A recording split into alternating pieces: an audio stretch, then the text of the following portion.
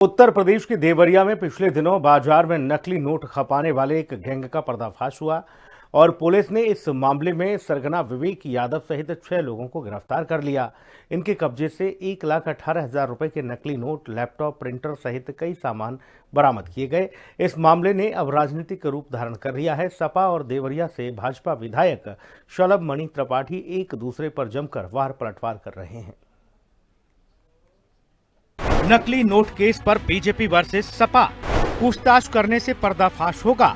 UP में कैसे much गया है सियासी संग्राम, नकली नोटों पर बीजेपी सपा में जुबानी जंग। उत्तर प्रदेश में नकली नोटों के रैकेट का खुलासा होने के बाद समाजवादी पार्टी और भारतीय जनता पार्टी के बीच जुबानी जंग तेज हो गई है। बीजेपी प्रदेश अध्यक्ष पंकज चौधरी ने लाल टोपी वाले नेताओं पर नकली नोटों का धुरंधर बताकर निशाना साधा, तो सपा अध्यक्ष अखिलेश यादव ने भी जोरदार पलटवार किया और कहा कि नकली नोट चलाने वालों की तस्वीर भाजपा नेताओं के साथ है। इससे पहले बीजेपी प्रदेश अध्यक्ष पंकज चौधरी ने भी सपा पर जोरदार हमला बोला। उन्होंने कहा कि लाल टोपी वाले नकली नोटों के धुरंधर हैं। नकली नोट फैक्ट्री चलाने के आरोप में सपा नेता की गिरफ्तारी ने पार्टी का चाल, चरित्र और चेहरा उजागर कर दिया है। सपा के शीर्ष नेता खुलेआम कहते हैं कि उनकी सरकार बनने पर मुकदमे वापस ले लिए जाएंगे। क्या इसका मतलब ये है कि नकली नोट छापने वालों को भी बचाया जाएगा? वहीं दूसरी ओर देवरिया से बीजेपी विधायक शलभ मणि त्रिपाठी ने तीखा जवाब दिया।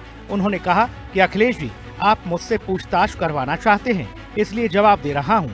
मैं विधायक हूँ, मुझसे मिलने सपाई भी आते हैं, बसपाई भी आते हैं और तस्वीरें खिंचवाते हैं। जनप्रतिनिधि के तौर पर मैं बिना भेदभाव सबकी बात सुनता हूं। कौन सा सपाई अपने नेताओं से प्रेरणा लेकर देवरिया में लूट का एटीएम खोलकर बैठा है, ये भी सामने आएगा। अखिलेश ने तंज कसते हुए कहा कि शायद शासन प्रशासन इस बात से डर रहा है कि बाटी चोखा बैठक में शामिल लोगों पर कार्रवाई करने से मामला और न गर्मा जाए, फिर इस पूरे गोरख धंधे में सभी की हिस्सेदारी है। उन्होंने देवरिया और गोरखपुर का जिक्र करते हुए इशारों में कहा कि थोड़े कहे को ज्यादा समझिएगा। यहाँ तो सुनने में आ रहा है कि भारतीय जनता पार्टी की सरकार में